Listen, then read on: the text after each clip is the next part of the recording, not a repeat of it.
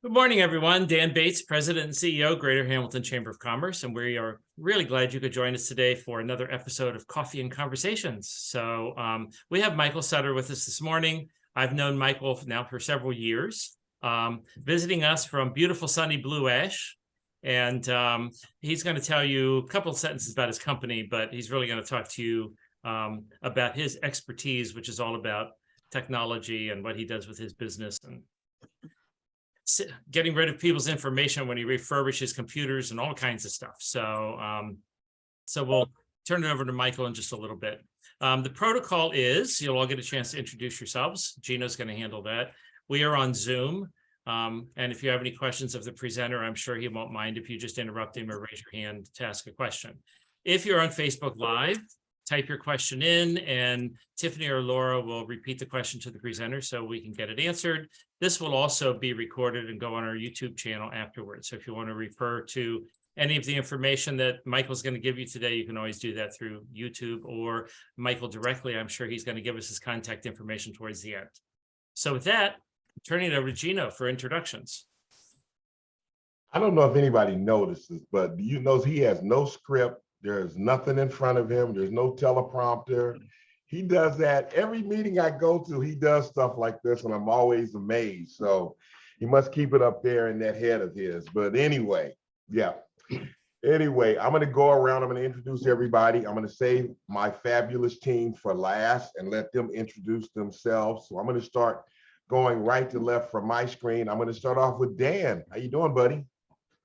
I'm doing great. How about yourself? Good, good. Yeah, so I'm Dan Swarmstead. I'm account executive with Haran. So we work in the employee benefits space, and I focus primarily on companies of 100 lives and under. Great, great, great. All right, next I see is Scott Alverson from Saxon. Morning, everyone. Scott Alverson with Saxon. I am a benefits consultant here, and similar to Dan, we're the small to medium-sized businesses, about 2 to 50 employees. Outstanding, outstanding. We're going to save best for last, my man, Michael. So we're going to go to Sandy. Hi, Sandy. Good morning. Sandy Kusnoff with Frank's Glass. We're a full service glass company. We do automobile, residential, and commercial glass. And you know what? I'm going to digress for a second. I don't know. Do you remember, Sandy? You were one of the first people I met at that Mix It Up, and we were talking. You told me about the glass company, and now I see it every day on my way to work. So thank you so much. You were so sweet at that first Mix It Up. And if you guys really want to hear a funny story, we got to get together at one of our outings, and we'll tell you about how that all came to be. But thank you so much, Sandy. You were so sweet. You. Mr. Wagner. Yes, good morning. It's my first coffee and conversation, so thanks for having me. John Wagner with ERC Pros, where it's not a game. We help the small business owners get the income tax refunds that they deserve. Thanks for having me. Outstanding, outstanding. Good morning, Dawn. Hi, good morning. So yes, I decided to hop on here again and just get more involved with the Hamilton Chamber events. So happy that I could make it. I'm Dawn Richburg. I'm with Absolute Title and here for all of your commercial and real estate needs. Great, great. Now I'm going to do a shameless plug too for everybody on the call. I love seeing some of the same people. Also, we've got some new people. So if you guys ever have any questions at all regarding your membership, or you got any concerns or anything like that, please feel free to stop by, reach out, give us a call, send me an email. We want to make sure you're getting everything that you should from your membership. And Jillian. Hello, good morning.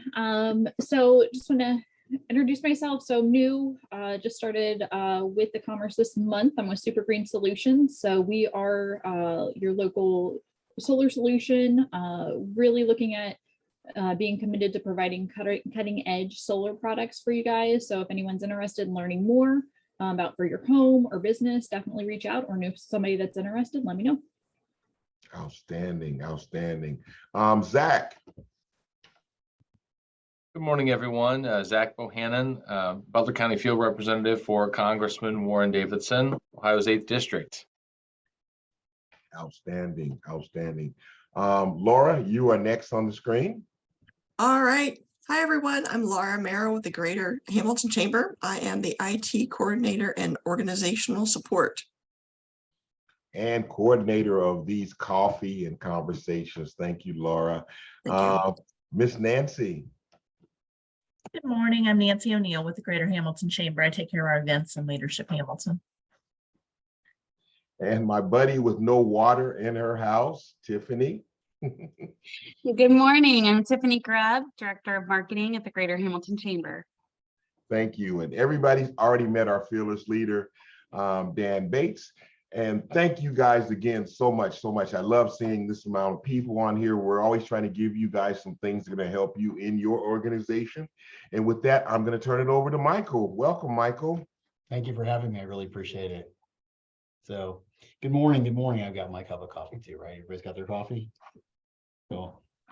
So I don't know, I'll just tell you about myself. So I'm from Cincinnati, grew up here, actually in the Pleasant Ridge area back in, it's been a long time. So I grew up in Cincinnati. Now I live in Mason. Got 2 kids. One's 13, 13-year-old girl. She's not going through a bunch of stuff, is she? And then we've got a 16-year-old boy who just started driving, right? So we're going through that whole temps and all that and driving thing. So pretty cool. So we live in Mason. And so I have a business and it's called Enlivened Tech. And that means to bring new life to technology. I started this company in 2009. And the passion has really been to help companies, a couple different things, right? Help companies lower their technology ownership costs by buying refurbished computer hardware, right? And that'd be desktops, laptops, and monitors. But the real reason why we're talking here today is because, what happens in our process is that, companies, everybody has this problem, right? Everybody has computer technology today. Okay. The question is, what do you do with it when it's end of life, right? I think that's the most important thing. So I'll give you a stat here. Morgan Stanley, everybody's heard Morgan Stanley. They got fined $35 million last year because they hired a logistics company to take their old computer hardware, right? And they thought that they were going to, this is public news and all that. So if they thought they were taking that equipment and disposing of it and eradicating the data. But what actually happened is they actually took the equipment and they actually auctioned it off to the public. And, big fines were put on this company and, who knows where all the social security numbers and all the proprietary data goes, right? That's really the question, really. So everybody has this problem and this challenge, right? Everybody could agree to that. So what we help companies do is we help them, try to figure out like, what's the best method to, what do you do with your end of life computer hardware, right? You don't throw it in a dumpster, you want to figure out ways to make sure that your data is secure. And that's how we help, right? We help companies figure out what the process is to their end of life, to data, right? So a lot of companies I see today, have closet fulls of computers and supposedly the closets are locked. You never really know, but you got to be really careful when it comes to, people pulling stuff out of a closet or whatever the case might be.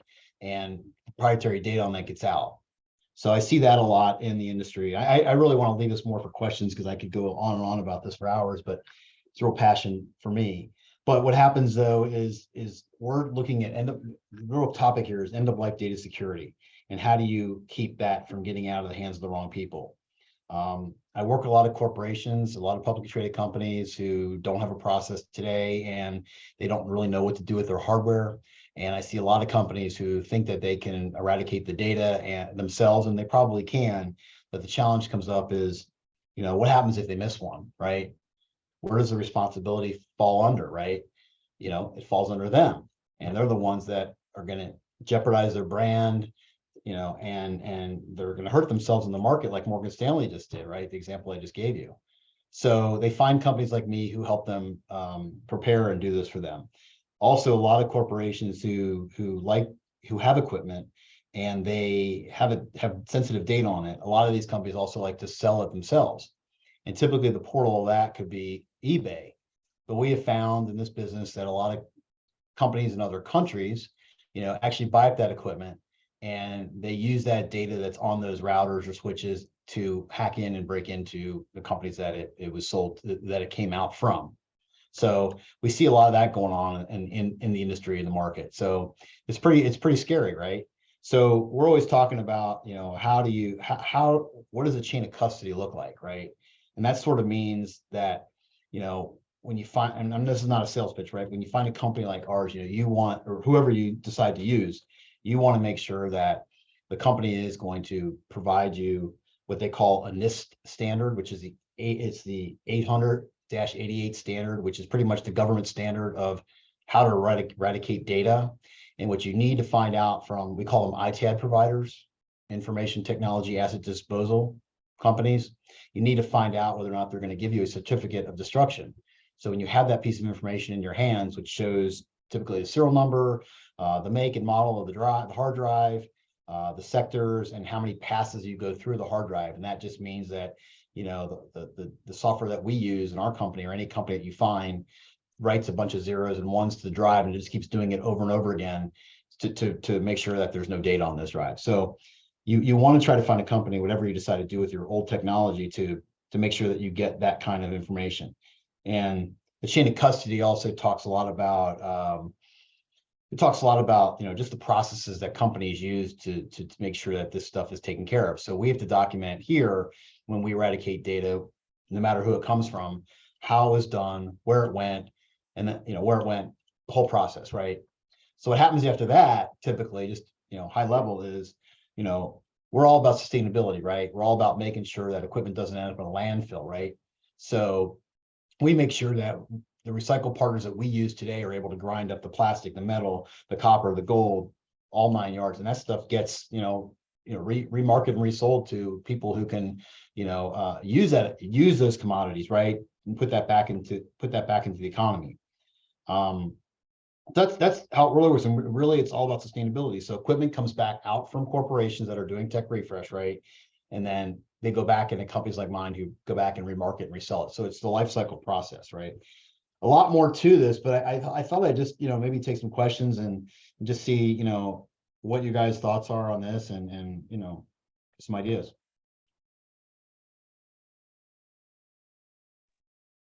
So Michael, I guess with any corporation, so I potentially on my laptop have passwords for maybe banking or any accounts we log into. So say I'm going to retire this laptop I'm using today, you know, I take it over, I have it recycled. That's not the best option, correct? And then I should call a company like yours and have it wiped clean and safely recycled. Correct. Yeah. Okay. So I guess like in your case, whether individual or a company, right? It's a matter of, your most crucial piece of the puzzle really is the data on the drive. So, you know, a lot of people take it and they smash with a hammer and all that. That's not a bad thing to do, right? But you want to make sure that what happens is that you take that information and you either give it to somebody like us that has the type of software to do that, or you can take it with a hammer and smash it, or you could drill holes in it with a drill press, right? But there are people out there who are, and good question, by the way, there are people out there who find all kinds of methods to pull little pieces of information off, even memory chips, or, you know, when you have, you know, switches and routers, what happens is that you've got VRAM in it, which are small modules of memory that still contain data on it too. But for someone like you, yeah, you want to, you know, give it to a company that can actually store the drive, or you can just store the drive yourself. And you just got to make sure that there's, you know, responsibility for them to even give you a certificate to say, hey, they disposed of it for you, right? And a lot of recycling, yeah, a lot of recycling companies too will also remarket and sell that equipment as well. So, but the data is the most important piece. Right. So even my personal laptop at home, I mean, obviously I've got, you know, everyone probably has tons of passwords from all kinds of accounts because everything takes a password. Yeah, I mean, that's could be a lot of security risk for me, even as an individual versus me as a company also. Right, correct. And if you find a reputable scrap, like I said, I don't actually do the recycling piece of it. I've got partners that do that, but there are companies that have, you know, they shred hard drives into you know, millimeters, you know, and memory into that. And that's what you're really looking for when you find somebody that actually does recycling side of it. And you know, it's really amazing what they can do with this equipment and how they can reuse it and the commodity side of it and put it back into the economy. So Michael, I have a question. The well, kind of a statement and a question. You talk about, big business being fined, millions of dollars, but small businesses can be liable and fined as well, correct? Absolutely, anybody can. Mhm. I mean, it could actually put a small business out of business. Absolutely. Okay, didn't dispose of it correctly. Well, it's all about the brand, Dan. It's all about, you got your logo, your brand, right? And you don't want that to be compromised. In this case, Morgan Stanley got, hit pretty hard. Back in the days too, so I've been doing this about 28 years. Back in the days when Procter & Gamble used to do the same type of thing where they used to sell their equipment, right? Because we also buy equipment. There's also value in equipment. So if I could buy it from a company, a couple years old, 2, 3, 4 years old, I could remarket, resell it, keeps it out of landfill as well. But a lot of companies, just you got to protect your brand. That's what you got to do, right? That's the most important thing. Anybody can be taken out on this.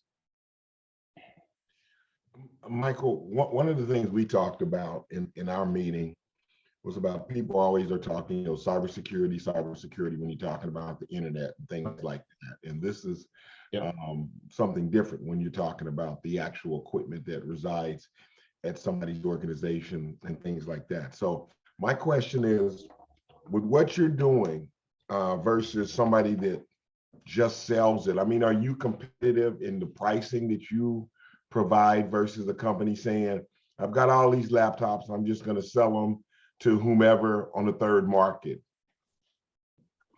or in secondary market? Yeah. I mean, I think we are. I mean, it's all a matter of market value. When COVID hit, right, the price of the stuff just up the roof, right? Because everyone called us, you needed Chromebooks, laptops, whatever it might be, right? So now the market's sort of settled down a little bit. Now you're in, not to get political, but now you're in a really weird economy right now. So you've got a lot of companies also that are actually holding on to equipment. So it goes back to like a refresh strategy and cycle, and that's something that we help companies with.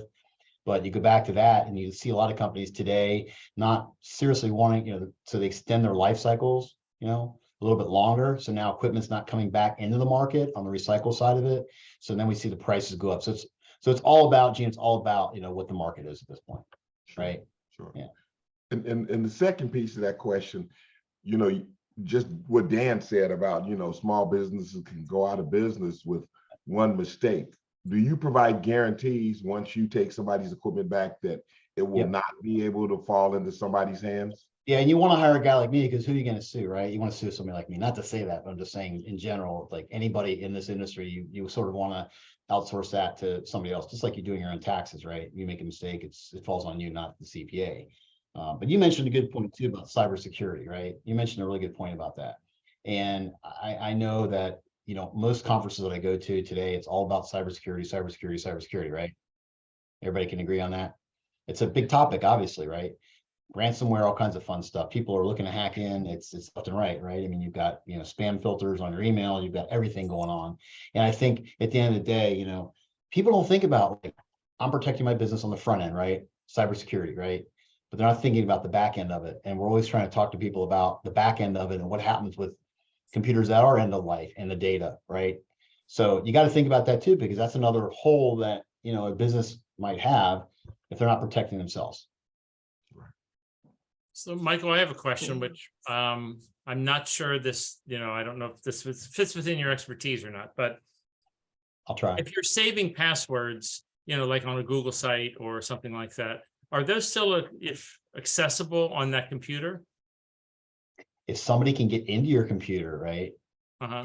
they can access that, right? And I mean, if you know how it works, where people open up, spam emails and phishing, and there are certain things that they put on your PC and they watch your PC for months and years, right, until they finally decide to make a move and to try to, lock your computer out, and then you pay a ransom fee. But if they can access your computer, they can access all your, Google passwords, they can access your Chrome passwords and everything. But I think in a case like that, what you probably want to do is you want to change your password very frequently, I think what Dan's trying to say here is, like, if I'm using Google or another platform to save my passwords, is that also imprinted on my hard drive? Yes. Yeah, sorry about that. So even though you're thinking like, oh, I'm using it's out here, it's in the cloud, that there's still data on my computer that when I get rid of my computer could be accessed. Yeah, there are caches that are built up on your computer that save it there. People are really smart, people are really smart these days to figure out how to get into your system. I mean, it's just becoming, where it was groups and groups of people, it's organizations that used to spend time to try to hack into your equipment. Now it's individuals that do this. It's individuals all over the country that have the software and the tools that can just create scripts, scripts where it just, thinks on its own and it can just, run itself like an auto dialer on a phone. And yeah, I gotta be really careful. Well, that's a little scary. So, yeah, that is the question I was asking Laura. So, because you save things on the cloud, you think you're safe, but you're saying that there could still be a conduit to get to that. Yeah, there always is, right? That's the problem today. Yeah, I mean, it really is. And I'm then- not trying, I mean, to some extent, yeah, I'm trying to scare people because, yeah, you want to protect what you have, right? I don't care if it's business or personal, it's tougher and tougher, right? So I assume that also AI is becoming a big part of the challenge with spamming and security and that type of thing, as far as people utilizing AI to do the work for them.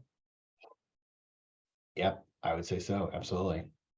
I don't know to what regards though, Dan. I'm not gonna, I don't know to what regards, but Right.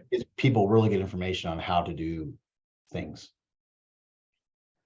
Michael, do you, I guess when people come to you, they're saying, hey, I've got all these laptops, I've got all these hard drives, I want to get rid of them. Do people ever come to you and say, hey, I want you to clean up all of this stuff and I might hold on to it and give it away to the charity of my choice? Do people come to you and have you just clean it up and then give it back to them? I think a lot of people just work with the charity itself, and that's it. And they may not realize too that, yeah, there's data on that as well too. So you're giving your company data to another charity. Hopefully they're, well, they're probably not set up for that, right? They're just, they may pass it on to, where they pass it on to a student or whatever, right? I don't think they think about that. Right. But you had a question too that I did not answer, and I apologize. But so what happens in the situation is that what we do is we have a transfer of title, basically. Similar to think about a car transfer of title. So when I get that equipment into my facility, we'll do a transfer of title to my company to keep you so that you're not involved in this, right? Okay. So, and we have security. I'm sorry.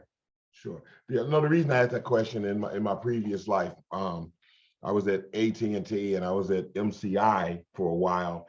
And, every couple of years, the laptops, they would refresh them and they would basically give them to us. They'd say, hey, you can have them. And I know people that, they might have them at a garage sale or whatever and just saying, I don't need this laptop anymore. So now it's going to whomever, and I'm sure I don't have any foreign companies hanging around garage sales looking for used laptops, but it could happen, I guess. Yeah, no, absolutely.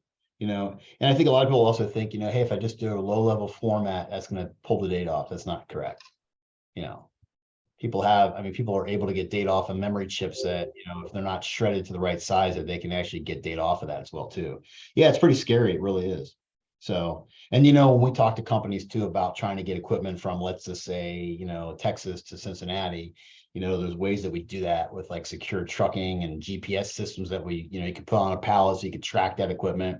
So there's a lot of things that you do to make sure that the data goes from one point to the other point and makes it really secure. So it gets very complicated, but it's definitely a process. But going back to the transfer of title and all that, yeah, you'll find a company that can give you that paperwork to say, we're clear. So it's actually like chain of command for. Yeah, exactly. Okay, cool. Yep. So I have another question for you that is probably going to more in your bailiwick, be easier for you to answer. What are the advantages of, if somebody's thinking about upgrading equipment, why would they consider refurbished versus new? I mean, I'm sure there's a cost difference. And what would the lifespan of refurbished equipment be any different than new equipment? So a couple good questions. So a couple things about refurbished. So when you look at this, our equipment comes back typically from Fortune 100 companies. So it's all corporate level business class equipment. No offense to anybody here on the call, but it's not the consumer stuff that you see in a Best Buy or a Micro Center, right? So it's corporate level equipment. It's made to run all the time. Okay. And what happens is when we see equipment coming back from corporations, we're getting a lot of the same makes and models of it. So I always encourage our customers to say, hey, try to standardize on the same makes and models of equipment because it really lowers your technology ownership cost, right? So the advantage to buying refurbished equipment is about a 50% cost savings over new, right? And that's a big thing. And typically when you see companies in the way the components are built in the machines, that's another factor, just a different type of component, durability, those types of things. Does that answer your question on that part, Dan? Yeah. Okay. The lifespan that we see on hardware can be, I mean, you know, with corporate level business class equipment, this stuff runs forever.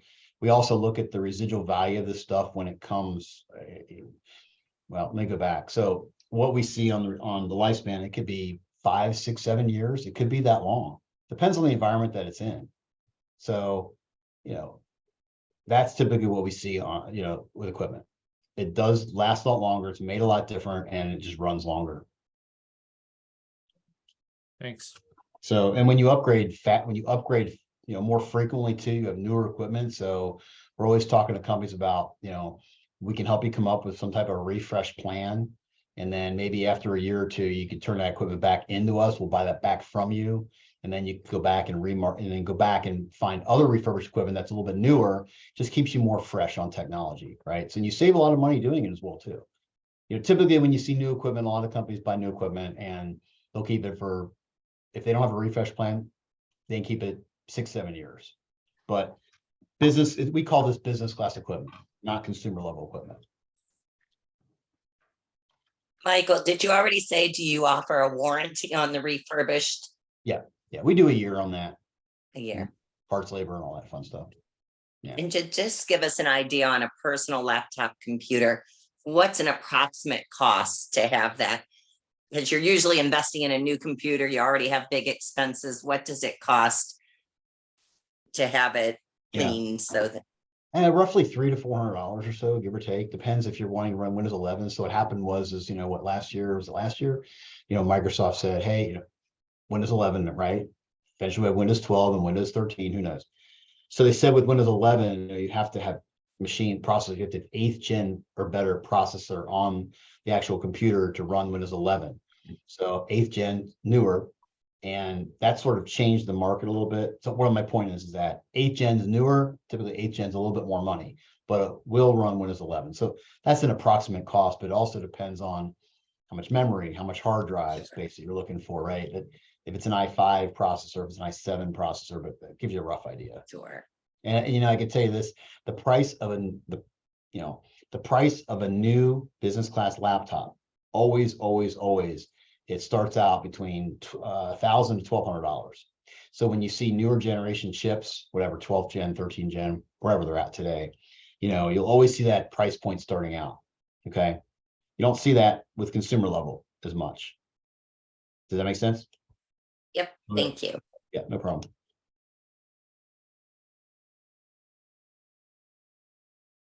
So Michael, I've got another question. We use multiple devices. Everyone probably has a cell phone in their pocket. I'm accessing all kinds of things from that. I have apps, I have passwords. What is the vulnerability on that? Right. So on cell phones and iPads and all that, you know, there's proprietary software that we use, that we plug into those devices, that gives us a chain of custody. When we wipe the data, then we get a report from that, right?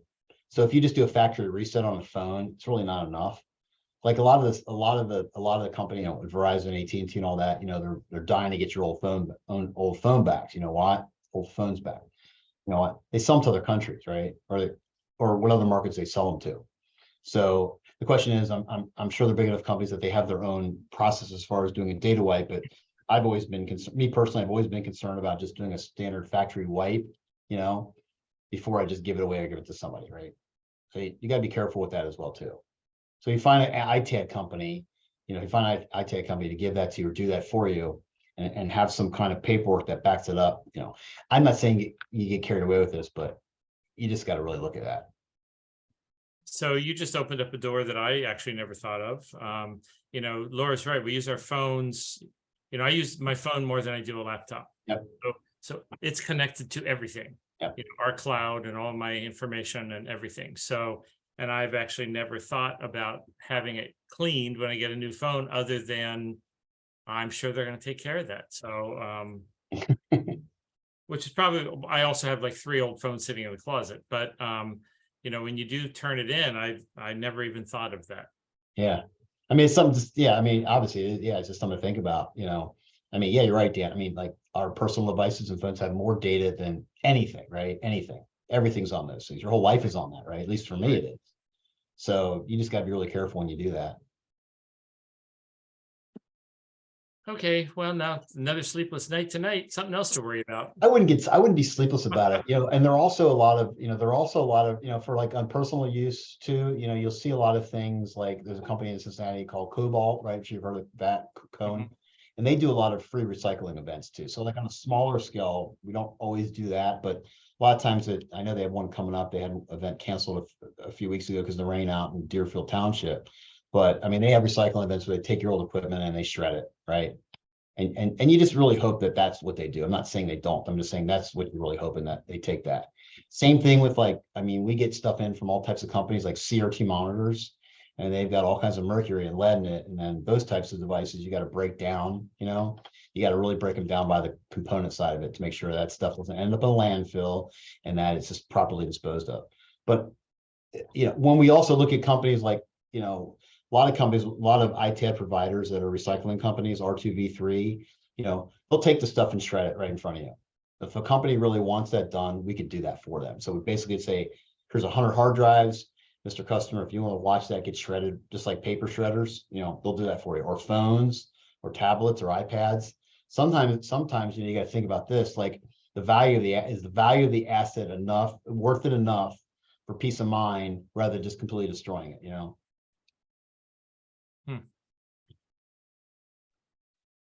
Pretty So interesting. another question, what maybe percentage of information is garnered from my laptop that I take the recycling company and I drop it off and I'm assuming they're doing the right thing with it? I mean, do you have any statistics on what the implications percentages might be? You know, 20% of data is exposed through something like that, or I don't know. Is there any way to know? I don't really. I'm not gonna make up numbers. I don't have those numbers for you. I mean, I think the main components really are your drives and your memory, right? That's where your data sits. And that's the stuff that you gotta be careful of. You know, I think again, you gotta look at it and say, are you just looking to get rid of this laptop? You don't want money for it. You just want to make sure it's, you know, it's gone, or you want to really make sure that, you know, I'm going to use it again, and, you know, or I'm going to give it to somebody and they're going to do the right thing with it. You know, I think that's also a trust relationship that you have with an ITAD provider or recycling company or somebody like us, right? You know, I mean, we do this for publicly traded companies, and we take their equipment and we make sure that it doesn't end up in a landfill and their data is gone and everybody's happy at the end of the day. And if there's money in it, you know, we'll give the money for it. Right. So say I recycle my laptop and millions, how much does not go to a landfill ever? So there's tons and tons of electronic waste that probably doesn't get recycled correctly, which is a bit obviously bad for the environment. Yeah. You know, and even on a personal level, if I'm taking this to the landfill, I mean, it's probably pretty safe there. If I would choose to throw it away, you know, personally, I like to try to do the right thing for environmental reasons. Yeah, there's a lot to it, and you just don't really think about how many devices I'm using, what the security issues are. I mean, is there more risk from someone hacking my laptop than me recycling it incorrectly? So you're saying, is there more risk recycling it than I mean, is there a bigger chance that if I get hacked on my device, whatever it is, that someone's getting my information versus me recycling it without it getting shredded or it's getting resold? First, I'd rather do it myself. You know what I mean? I would, you know, I'd rather take it my own hard drive and my own memory and destroy it myself, you know. Depends on I agree, but I mean, like, yeah. you know, is the risk higher? You know, is the risk, I guess the risk lower that if I recycle it and someone resells it on the third, you know, market, what's the chance? I mean, I guess our people that know how to hack these things buying these refurbished products, hoping for data to be on there? You have to have a good relationship with, like a company like ours, right? To make sure that, that I say I'm going to do it. There are a lot of guys that just don't do it. So it's different in every industry. I go to these ITAD conferences and I hear all these different stories about different companies and different things. As I said in the beginning of the conversation, some of these recycling companies actually go back and remarket, resell your equipment as well. So, and I know that because, I get lists all the time of, I'm like, you're a recycling company. Why are you selling me this stuff? It's like, it's Right. right. Right. So- So I mean, it's definitely a iffy factor for personal or a corporation. If my, Absolutely. all the chamber info is on my laptop and we go recycle it and it gets wiped supposedly and resold to someone, and yet all my data might still be accessible. I think the best answer to your question really is to find a partner, someone you can really trust that is going to really do this, right? Just like relationships. Right. Definitely. Yeah, and I think, what, I hate to say this, I've been in this business a long time, and I have a hard time also sometimes finding the right recycling partners for us that take the downstream equipment as well, too. I never really know. I go to their shops, I look at their facilities, I look at how they're organized, I look at, what certifications that they have, just to make sure that, that they're covering my butt on the other end of it too, when I send them stuff. So it's a tricky business, right? Very much. I've got one for you, Michael. Yep. This may be a silly question, but you mentioned about destroying it yourself, with a good old hammer. How do they withhold against fire? So if you were to destroy it in a fire, does that destroy the microchips, or are they still using? They're still good. They're still. Oh, they are. They are. Okay. So the hammer's the trick then, huh? I mean, in most cases on a smaller scale, yeah, I'd say yes. I mean, break it up as much as you can. Cool. Yeah, I mean, it's just amazing. I mean, people have nothing to do all day, right? To find data. And I mean, I think about this, the government, they've got tools that we just don't know about, right? And Right. And they could do the same thing, right? I mean, you think about this, the governments are the ones who probably also implement the policies on how to destroy data, but they're the ones that can get the data back. So Right. when I said NIST standard, NIST 888 equivalent, that's the government standard as far as how to eradicate data. That's what we do. That's the most secure way you can actually do it. But the people can get this back, right? So, does that help you? Yes, sir. Appreciate it. Thank you. Yeah, thank you for the question. Appreciate it.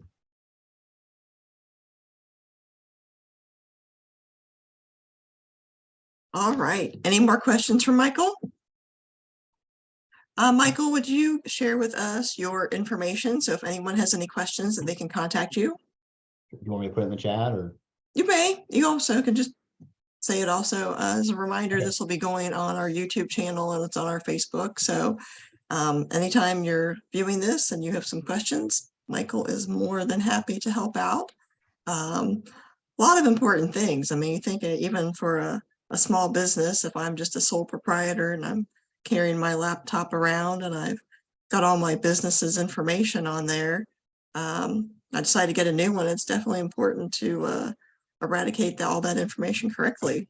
One thing to think about too, even on a personal level too, is you can have somebody, if you have an IT person, to encrypt the data on your laptop, right? So that really means that if somebody was to pull a drive out of your laptop, let's just say it gets stolen, they can't access it. I mean, to some degree, it provides a really high level of security, and encryption security on that. And I mean, we can't even hack into it. I'm not saying we hack into things, but sometimes we have to get into things to do our job, right? So, but that's something you can think about on any scale, really. We encrypt all our laptops for all our salespeople and all that. So if something happened to my equipment, somebody just can't easily get into it, right? Mm-hmm. Not like a, Windows password. This is much more encrypted. So. And it's probably also important to have your data on a cloud somewhere, I'm assuming, versus all on your hard drive. Well, that's the beauty today of everything. You don't have to have, all of it on your data, all of it on your drives, right? But again, our recommendation always is to change passwords as frequently as you can, right? Change it, make it different, and you got to be ahead of these people out there. Yeah, some of my friends make fun of me because I've got like these ridiculously long passwords. I mean, I'm going to use probably something at least 12 to 13, 15 characters, uppercase, lowercase, numbers, some special characters. They're like, are you kidding? I'm like, well, You No, know, you're, I mean, no, that's very smart. Obviously, yeah, that's absolutely the way you want to do it. You know, obviously you're in IT, so you know that, right? Come on, cheat a little bit, right? No, so yeah, you're right, absolutely. And then you know what they say too, right? Don't use the same password, right? We're all probably- exactly. I'm not using my kids' names and birth dates and I don't know, like, tons of personal information. I make sure all my passwords are unique for every single login. I mean, it happens too much and things are too important to have. One of my daughters actually had her, I think it was her Walmart.com account hacked. And from that, they got her banking information because she had her, her payment information in there, which all she has is a debit card at the time. So, we had to go through everything she had and change all her passwords and, make sure they were trying to buy laptops and all kinds of technology. I mean, she had hundreds, thousands of dollars, them trying to push through on her accounts. Luckily, it did not go through. Oh, that's good. But yeah, password, a good password is always important. And you could use something like, you ever guys have heard of LastPass, right? I'm sure you've heard of that. And it just Yeah. randomly your passwords, and it's an app or that you could buy, and it's really good for giving really high encrypted passwords. You don't have to remember it, but the software remembers it for you. So, and I lost my password one time. I never can get into the software, so I can't use it. So, that's how good it is, right? I could not get in. Exactly. Yeah, it's a little tricky. Don't keep a list of your passwords like in your computer. Also, that's the first thing someone's going to look for. I left my email and I left my phone number in the chat here if anybody wants to call me and discuss it. Either whatever happy to you're help. happy with. Yep, that's perfectly good. So, any last questions for Michael? Okay, well, not a question, but a statement. One, thank you so much, Michael. Great stuff, great information, something that's very, very much needed. And I want to make sure everybody looks under the meeting chat. You can see Michael's email address and also Michael's telephone number. And as always, anytime somebody's listening to any of our coffee and conversations, if by chance you listen to this later on and you've got some questions or you need to contact one of the presenters, please reach out to us at the chamber. We'll be able to help you with that.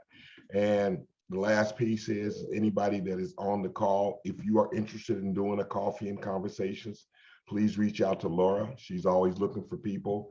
I know sometimes she's filled up for a while. Other times we're looking for people immediately. So if you want to do it, reach out to Laura. And thank you, Michael. Thank you, Laura. Thank you for having me. I really appreciate it. Hope this is helpful. Thank you. I always learn something. Laura, I do have a question. Yes. Since it's in the chat, if somebody's watching YouTube, do they have access to the chat on YouTube? I am not sure. I'm not sure. So we might want to actually say what his contact is. Yeah, I don't believe that people can see what's I in the don't think chat. so. Yeah. Okay. So it is, I will say it. Email is msutter, M-S-U-T-T-E-R at Enlivened Tech, ENLIVENEDTECH.com. And the phone number is 513-617-4822. Perfect. Thank you, everyone. Yep, thank you. We'll be back in a couple weeks. Our next coffee is scheduled for June 16th, I believe here. Let me look. June 13th, sorry. June 13th, Tuesday, June 13th. And our guest presenter that day will be Jennifer Meek with HR Elements. She's going to be discussing building a conscious culture. Okay. So that should be extra interesting. If you're going to participate in that, please go ahead and register. And then we will see you all in a few weeks. Thank you, Michael. Thank you, very Michael. much. I appreciate it. Have a great day. Have a good day. Bye. Good.